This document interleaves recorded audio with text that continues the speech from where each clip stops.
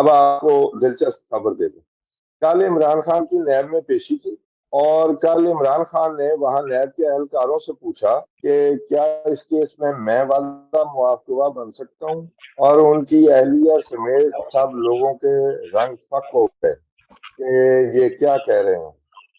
तो वसीफ साहब, मुझे बात समझ नहीं आई।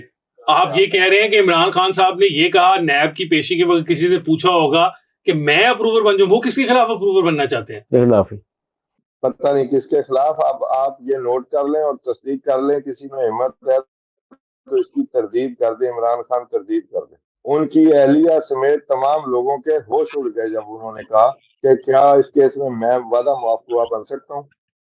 सर अपने खिलाफ ही अप्रूवर बन जाएंगे? अब ये कानूनी यार हैसियत तो मैं कुछ नहीं कह सकता ना, ना मैं लॉयर हूँ, ना आप हैं, ना हसन है, ना इमरान खान है। तो कोई ना कोई उन्होंने कुछ सोच तो बनाई होगी ना, किसी से तंग पड़ रहे होंगे अब तो इस वजह से कोई बात की होगी। अब ये तो वो जानते हैं, या उनका वकील पूछेगा कि खान साहब ये क्या कह दिया। तो लेकिन ये बात नैब के एहलकारों के सामने उन्होंने ये सवाल रखा। मेरी खबर इतनी ही है, उसमें उसके जो लकूनाज हैं, लीगल लकूनाज हैं, क्या इशू है क्या नहीं है, मैं उसकी तरफ नहीं जा रहा। ये कल इमरान खान ने सवाल किया, आप उनकी काबिलियत से तो वाकिफ हैं और अपॉर्चुनिज्म से भी वाकिफ हैं, तो पता नहीं क्या रास्ता उन्होंने सोचा हुआ है, इस पे आपको गौर कर लें। हाँ, ये बात तो है कि इमरान खान साहब का जो रास्ता है वो पता नहीं क्या है, वो तो इमरान खान साहब खुद ही जानते होंगे। नकवी साहब, जी। ये जो करप्शन की दास्तानें इमरान खान साहब के दौर में होती रही हैं, इसका एक बड़ा अहम किरदार था सालिहा सईद साहबा। बहुत ज़्यादा उनको प्राइम पोस्टिंग्स भी मिलती रही। आपके पास उनके बारे में कोई खबर है कि ये क्या आपको याद होगा, असलम ने एक स्टोरी की थी ब्यूरोक्रेट्स के हवाले से, जिसमें ताहिर खुर्शीद का नाम भी था, साजिया सईद का भी था, बिलाल्स का, और काफ़ी सारे लोग जो एलडी में भी रहे, बाकी पोस्टिंग्स में भी रहे, और फराह गोगी साहिबा के लिए फ्रंट मैन का किरदार अदा करते थे। मतलब वो ट्रांसफ़र पोस्टिंग अपनी से लेते ही थे, वो और लोगों की ट्रांसफ़र पोस्टिंग्स भी करते थे और उसके अगेंस्ट पैसे बनाते थे। इसमें जो वो केस था, आपको याद होगा, हमने किया था वो ब्रेक, उसकी वो 450 मिलियन रुपीज़ का था। उसके बाद अब उसमें पेशरफ्त ये है कि साजिया सईद जब डीजी थी ना, ये एक्साइज एंड टैक्सेशन की, तो ईटीओज की ट्रांसफर पोस्टिंग उन्होंने कोई 15-20 करोड़ कमाए। और वो इनके एक सेक्रेटरी होते थे, उसको वड़ाइच साहब करके ईटीओ भी रहे हैं, दो बंदे, मुमताज बशीर वड़ाइच है एक बंदा है, और एक और ईटीओ रहा है। वो बंदे पैसे पकड़ के एक तो ट्रांसफर पोस्टिंग करते रहे, उन्होंने अपनी मर्जी के ईटीओ लगाए जो इनके बाद में काम भी है। अच्छा, इसमें एक स्टोरी और इंटरेस्टिंग है हसन, आपको पता है ये जो ये शराब होती है, इसका कोटा होता है। फर्स्ट करें एग्जाम्पल के तौर पर बात कर रहा हूँ कि 7,000 का बैच का कोटा है, 7,000, लेकिन डिमांड ऑब्वियसली लाखों में है, 2 लाख 3 लाख जितनी भी है। वो एक ही बैच नंबर को यूज करके ना हसन, वो बार बार उसी कोटे पे और बोतलें दी जाती थी। तो ये भी इन्वेस्टिगेशन भी कर रहे हैं, तो ये चीज़ अभी नई सामने आई थी, हमने कहा इस पर बात कर लेते हैं। दूसरा एक मोहम्मद खान भट्टी साहब का केस है। गुजरांवाला में उन्होंने एक बंदे को तैनात किया, एक्सियन था। उस एक्सियन ने इनके लिए 1.75 बिलियन रुपीज़ के ठेके दिए एक कॉन्ट्रैक्टर को, और उसकी जो डॉक्यूमेंटेशन थी ना, वो भी सारी इलीगल है, जाली उन पे दे दिया गया। तो वो इन्वेस्टिगेट कर रहे हैं, गुजरांवाला में एफआईआर हो गई उसके अगेंस्ट, तो वो एक केस है। तो तौसीफ साहब, ये जो नकवी साहब ने स्टोरी सुनाई है, ये देखें, शराब के कोटों तक, ट्रांसफर पोस्टिंग तक कोई जगह छोड़ी थी इन्होंने पिछली हुकूमत वालों ने।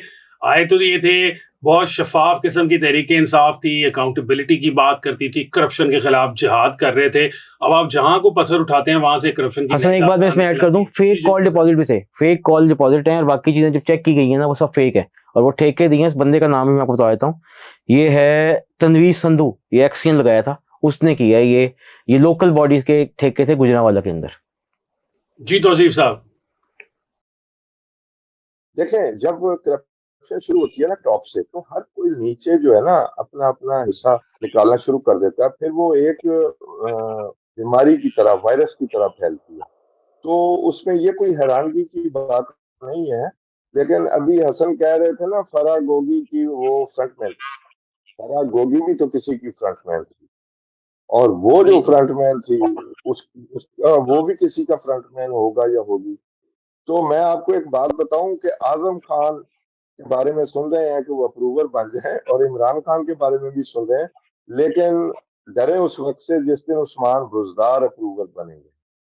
जो असल खबर बनेगी वो उस्मान बुजदार अप्रूवर बनेंगे पंजाब के लिए। तो ये सारा कुछ चलता रहा है। सॉरी तौसीफ साहब, मैं आपको कट कर रहा हूँ, लेकिन मेरे ख्याल में तो उस्मान बुज़दार साहब बेचारों को पता भी नहीं होगा एग्जैक्ट डिटेल में कि उनके नाम पे कितने पैसे कमा लिए गए और कैसे कैसे कमाए गए। वो तो खुद सुन के हैरान होंगे कि अच्छा इस मामले में भी इन्होंने पैसे कमा असल लिए। उस वक्त डी फैक्टो सीएम जो थी ये फराग होगी थी। देखें, मैं हसन बज़ाहिर डी फैक्टो फरागोगी ही थी, लेकिन फरागोगी किसके बिहाफ पे पैसे इकट्ठे करती जी सर, वो तो सबको आप बिल्कुल सही कह रहे हैं। वो बुशरा साहिबा के कहने पे और खान साहब तक की जाहिर जाती है उनकी, अगर ये डॉट्स मिलाएंगे तो वहीं तक जाएंगे। बिल्कुल ऐसे ही है। है? और दूसरी बात ये है कि यार कोई भी इतना चूचा नहीं होता। बुज़दार ट्राइब के वो सरबराह रहे हैं, सर वो अंडर ट्रेनिंग थे। एमपीए भी बन के रहे। ये अलग बात है कि हमारी तरह वो साउथ पंजाब के हम सादा से लोग होते हैं, तो हमें हिस्सा कुछ ज्यादा नहीं मिला। सर बीच में आपने अपने आप को भी सादा बना दिया, ज्यादती कर गए हैं अब आप थोड़ी सी। क्या क्या कह रहे हैं आप? वो कह रहे हैं कि आपने दरमियान में अपने आप को भी सादा बना लिया, ये थोड़ी सी आप ज्यादती कर रहे हैं। यार हम साउथ वाले सादा होते हैं ना, देखे ना कितने बड़े बड़े काम हुए हैं, लेकिन उस्मान बुज़दार के हिस्से में यकीन करें 1 से 2% से ज्यादा नहीं होगा। वो टीके ने वो उनसे ज्यादा कमा लिया होगा, जो जी, अलेजेडली जो थे। इस बात से मैं आपकी एग्री करता हूँ, ऐसे हुआ होगा। डिफेंस में शराब का ठेका, ये वो उसमें, ये खैर काम चलता रहता है, लेकिन इसमें जो पैसे बनाए गए हैं ना, जो उसका लाइन शेयर है, वो जो व्हाट्सएप ग्रुप बना हुआ था पंजाब चलाने के लिए, जिसको हेल्प करते थे, जिसके आप समझ लें एडमिन खुद इमरान खान थे, वहीं ट्रांसफर पोस्टिंग्स होती थी, वहीं पर सारा कुछ होता था, वहीं सारा डील तय होती थी। तो मैं ये छोटे छोटों का तमाम मामला उस व्हाट्सएप ग्रुप तक जाएगा।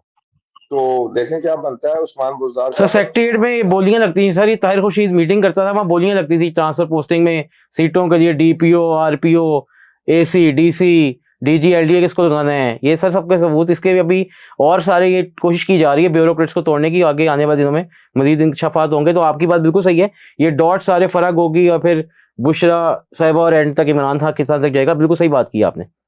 हसन साहब, ये मुल्क तवायफुल मलूकी का शिकार है पहले दिन से। आप देखें, एक चीफ जस्टिस होता था, उसने अपनी मंजूर नजर खातून डीजी एलडीए लगवाने के लिए क्या हरकत की, और उसको कहा कि सुप्रीम कोर्ट जब तक ऑर्डर ना दे इसको ट्रांसफर नहीं करना।